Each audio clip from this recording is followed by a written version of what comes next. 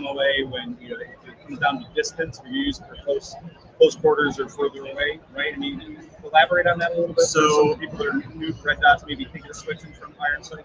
Sure. So the larger the number, the bigger the dot or reticle is going to be. So a 1 MOA is very small, very tiny, more precise generally. 6 MOA or larger is kind of that competition size dot. Close So quarters. the target's going to be bigger, so the dot can be bigger. Right. If it's further away, that dot's going to wash right. out that target. Yeah. Exactly. Right. Exactly. So we kind of tried to hit in the sweet spot of both carry and competition with the 6 MOA on that one. Red or green. So it just depends on your astigmatism. Everybody seems to have something funky with their eyes. Right. My dot always looks like a cat's ass keyhole. Yeah. I get a nice starburst on mine. That could be a man. Cat's ass keyhole. Be a great album title. The artwork would be fantastic. So you've got the red dots. So what started? How did you get into getting this? Before that, you were Patmos, and you've got your trigger company and the kits, and you've got so much stuff you got. Yeah. Why'd you say, hey, I'm going to start making options?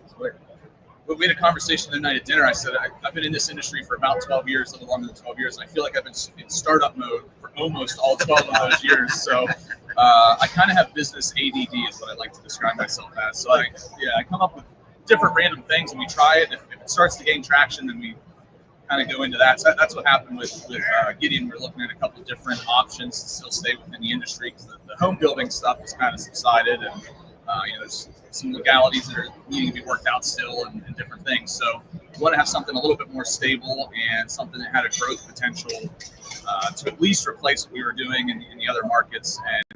And I think Gideon is well on its way to doing that for us. So. And you won something at SHOT Show, obviously. We were up for a gun deal. Yeah. It's awesome, pretty fun. Yeah, a lot of fun there. So, and we're working man's kind of option, and that's what we were with our part sets and everything too. So we wanted to keep that same flavor and the same customer base with the optics, and be able to offer something that's a little higher quality for a little lesser. The pricing on it is fantastic, and so far what I've been able to do, not necessarily torture tests, but actually using them and not abusing them, but give them a little bit of love. Yeah, they seem to be running really well, holding zero and standing up. And the slight changes of design really do set it apart from most other things on the market. I love the side battery thing. Too often in classes, I'm a big proponent of red dots, but doing a class, usually somebody has a failure in class. And to be able to just take that battery out and not have to completely tear your gun apart, your optic apart, is a really nice feature before. And you're actually giving one away at our giveaway. So compressors.com/giveaways. Gideon Optics has a red dot up there. It's a giveaway. Make sure you register for that. The end of the registration for the giveaways is tomorrow night. And Klint and I are going to be going live Monday night, 8 p.m. to draw the winners. And we may have a special guest that joins us that does a big wrap-up of the NRA Annual Meeting. We'll see. We may have something. nice. Nice surprise. For sure. Well, speaking of that, are there any surprises in the industry that your new things are coming out with that you want to make clear on our show? So, I mean, we always have something new in the pipeline. We just finalized our 5 to 25 production prototypes that'll be in production here in the next few weeks. So it's kind of a long-range rifle scope. What else? Some magnifiers, 3x magnifiers are kind of our next thing to do. We have some other rifle red dots that are coming. So we focus mainly on the pistol side. We initially launched a couple years ago, so we're filling in the gaps in the market there. So some rugged stuff, some very small, micro, lightweight things. So just trying to play catch up with everybody else, and we'll find something along the way that we really like. So. We would be handling these, but since we're doing this live on so you see here, right here, right here, that there. See the size of that. See, there's the side. There's the side thing with the battery. Yeah, there you go. Yeah. See, that's high tech. High yeah, tech. I like it. I like it. We're on the law. We're on the rule. Yeah. Yeah. So last thing I want to talk about, because we're live here and we're here today. What's the date? 26. Yeah, 26. So I'll be back. Gunmakers match coming up in Pittsburgh, Yes. in Monroeville specifically. So you'll be there. We'll be there sponsoring it like we have, I think, since the beginning. So Yeah, I think yes. Yeah. You've absolutely been there. So we'll have all kinds of prizes from us, from the other sponsors. It's a great time. You get to watch all these guys that you really only know on the internet all come together, show off the cool new thing that they've done or some tweak to some other person's design. And it's really great to see. It's like the ground level of gun manufacturing, really, and where the future could be. If we could get some of these guys together and on the same team and kind of collaborate with each other, we would really have some amazing products that could revolutionize the gun world. Oh, the innovation is unbelievable. The match is on Saturday, and it's open to the public. So if you're interested in learning more about it, we had actually some folks that were thinking that building your own gun was like a taboo thing, and then they came and met the folks and saw the innovation and kind of realized that building guns and building firearms is part of our heritage as Americans. And, whether it be from building it from scratch, like willing to stock out wood, to even buying kits. We had Ashley Levinsky on here at the SHOT Show, and she's like, "Oh yeah, kit guns have been around since forever, because people buy the lock, stock, and barrel from England." So it's really a great time. And then on Sunday, we basically have kind of like a show and tell situation. It's very organized, but folks can come and look at each other's designs. It's really fantastic. I've been honored to be part of it the last couple of years. So Trailer Presses Union, Firearms Owners Against Crime has been there as a supporter. You started he was the founder, and It's guns for everyone. Yeah, and then Rob Pincus is kind of the MC and the face of it. Oh yeah. Yeah, whether you want to see it or not. Oh yeah. If Rob's there, he's there. That's for sure.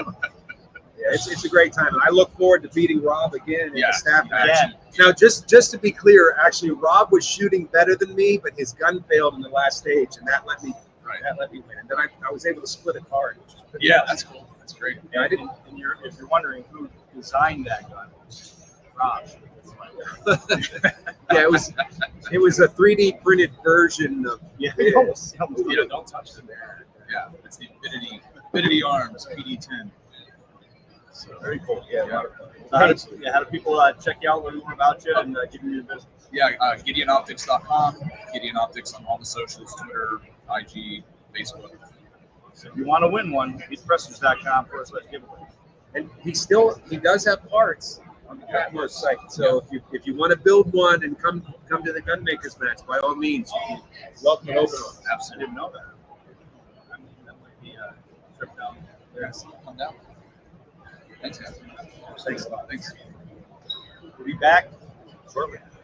Bye.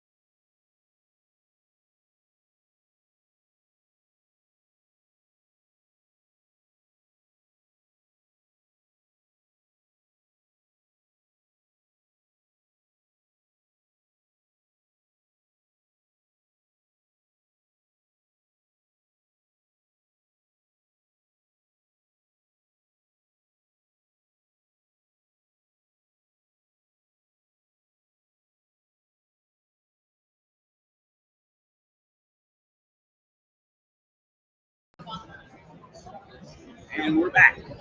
Hello, everybody. Welcome to Meet the Pressers. We're live at the 2025 NRA Annual Meeting at the Voices of the Second Amendment area. We're very proud and honored to be part of the inaugural version of this particular section. Media section. The media section. Media row, if you will. Podcast row, I guess. There you go. Is this new? This is new. It just happened this year. Very cool. And pulled it together a couple months ago. Yeah. And, Amanda Suffolk, I think, was one of the was the spearhead of that. We got some fantastic other media people here. Fantastic other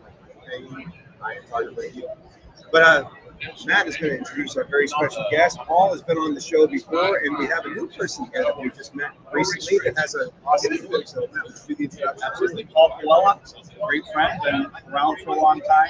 I think our first interaction was USCC Expo many years ago. And then Barry Todd, an author that's going to talk about his book and book signing coming up too, right? Yeah, it's later today at 4 o'clock today. We got to mention that a few times. And here, you got to sign it before you leave. Yeah, we got to do that. I'll get mine out. What week are we in for signing? It's going to be Crossbreed Holsters. Crossbreed Holsters. Great company, great people there. Awesome. So, Barry, go ahead and tell us a little bit about your background, yourself, how the book came about, and then All right. Well, the background is, first off, I would say up front, I'm a Christian conservative entrepreneur. I started out in the military at 18, retired in 2001 in the financial services industry, started my own company in 2008. It's been very successful. I'm also, I have 3 wonderful children. I've been married for 40 years this year, and I have 4 grandchildren. Got you beat on the grandkids. I got 10. Oh my God, that's good. Yeah, he ain't even Mormon either.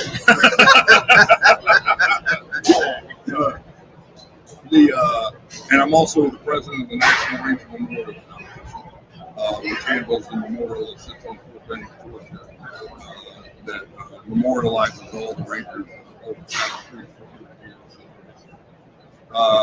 years. In 2000, simply I had to write this book to help other Americans.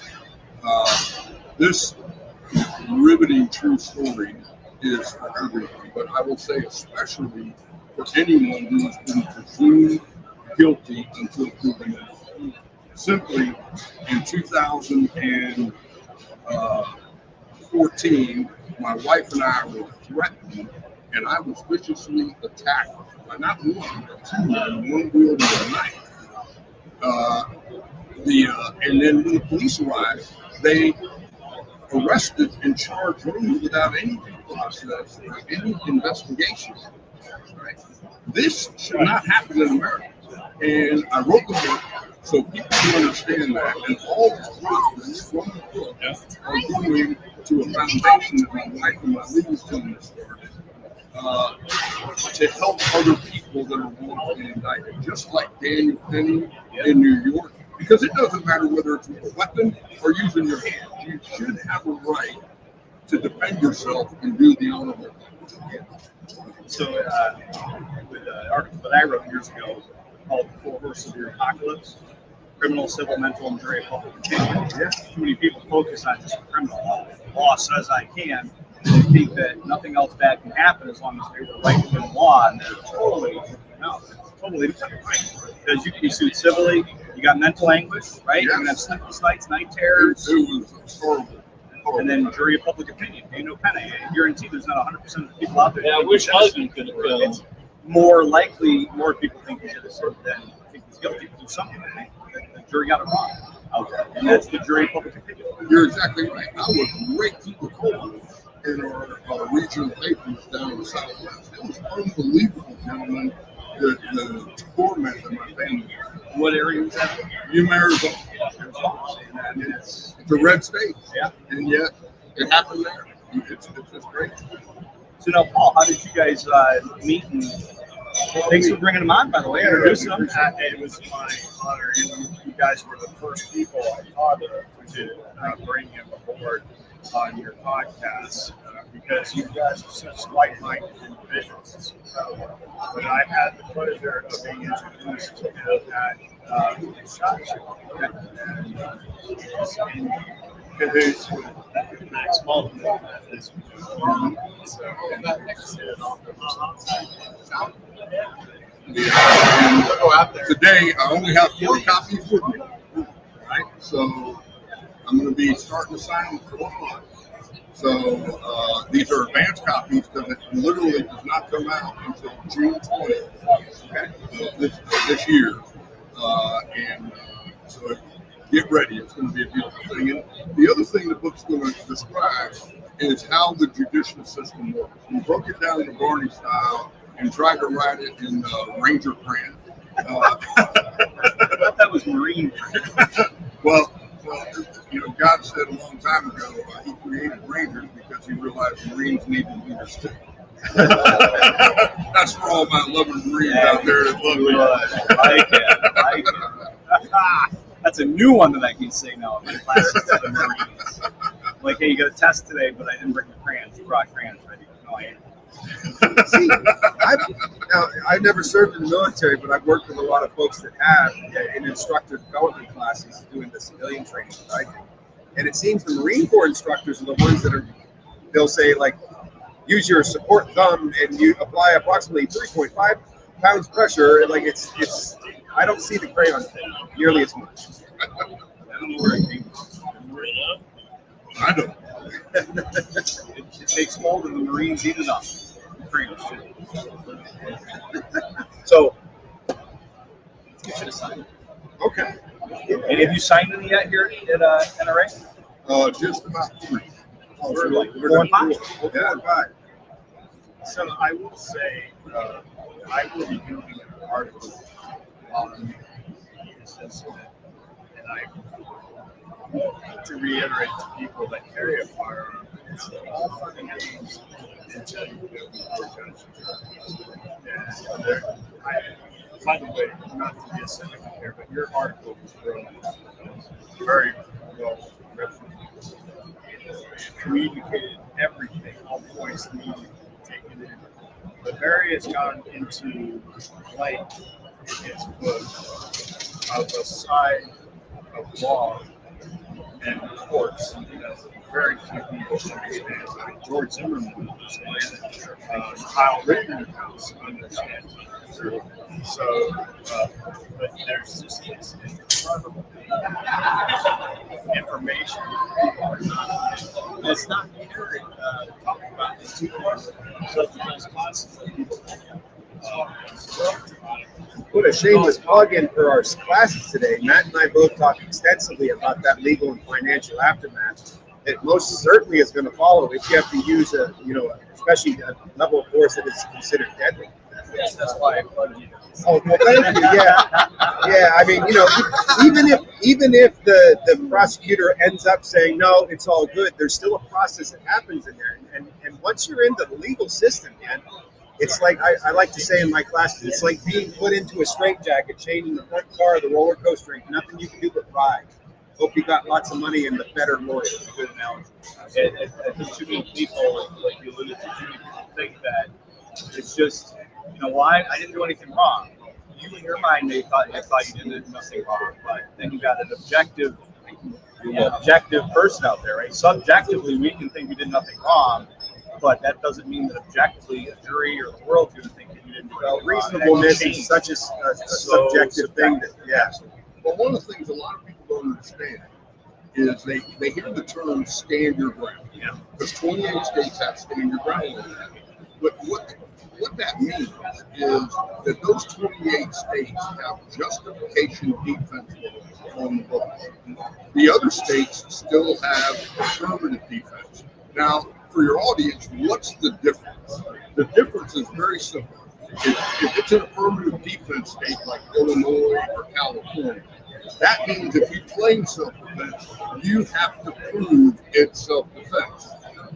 Now flip it over. If it's justification defense like Arizona or Texas or Georgia, where we're sitting right now, or Pennsylvania, if you claim self-defense, legally they're supposed to presume you were innocent, and the prosecutor's supposed to prove that it wasn't self-defense. Right. That's a great explanation. To that point, though, this happened in Arizona, which is a justified self-defense. So, like, our points, and I'm assuming yours is too, is if you can get away, why wouldn't you try to get away? If you can safely get away from that situation. Correct. I mean, even if the law says, castle doctrine is the same way. I said, listen, if you're in your home, it's door in. Just because the law says you may doesn't mean you must.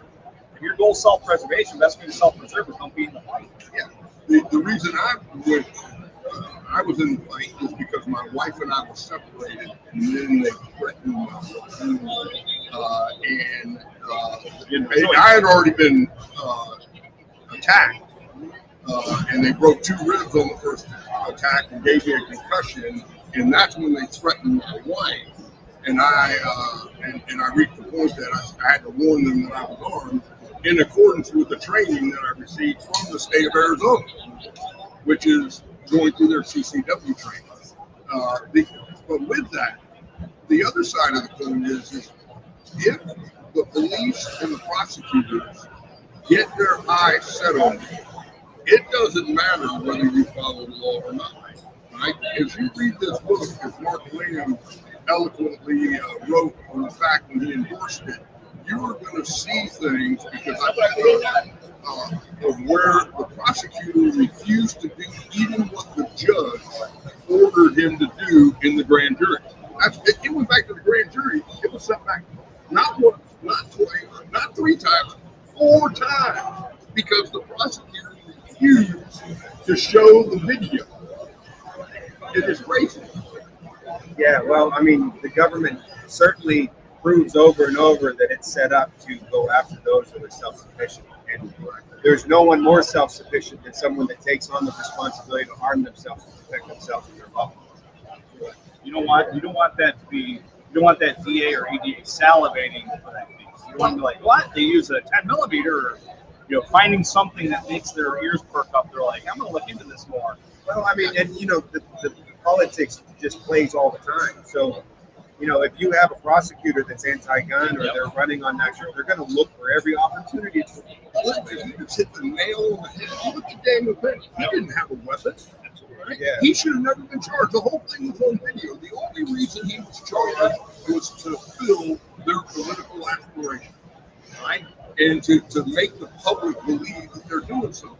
If somebody is innocent, and then don't waste the taxpayer money taking it to trial. According to probable cause, my understanding is there's supposed to be a 51% chance or greater that you committed a crime, right? The funny thing is when mine went to preliminary hearing, and I'm not going to go into the details of the book because I don't want to give that away because it's a roller coaster ride, all right? But I will tell you that it never went to trial. The judge saw the evidence in the preliminary hearing and said, no, it's not even close. It just shows you which hunt somebody, which is even so more and more important. Make good choices before, and bad shit finds you. Obviously, in your case, so know how to defend yourself. But how many times, if we make good choices ahead of time, I'm going to stupid places with stupid people, stupid time, do stupid things, our life will become stupid if we practice that stuff. But then when we're there, if we can de-escalate, disengage, like it sounds like you did, eventually you may have to defend yourself. Thank God you're here and you're able to do that. But how many people get into stuff like this that fall into it because of that choice?